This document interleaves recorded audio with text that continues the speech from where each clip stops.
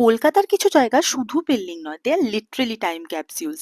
আজ আমি এসেছি কারেন্সি বিল্ডিং এর বিবিডি বাগের মাঝখানে দাঁড়িয়ে থাকা একটা living piece of history, located at R N Mukherjee road, Lalbazar. এই ইটালিয়ান স্টাইলের বিল্ডিংটি তৈরি হয়েছিল 1833 সালে। Later it became the famous currency building in 1860। Just একবার ভাবো, এই দেওয়ালের মধ্যেই একসময় তৈরি হতো মুদ্রা, আর এখান থেকেই কলোনিয়াল পাওয়ার পুরো অর্থনীতি নিয়ন্ত্রণ করত। The architecture itself feels unreal. বড় লোহার gate, Venetian windows, marble floors, sandstone walls, every corner screams old Calcutta elegance. But history wasn't always kind to this place.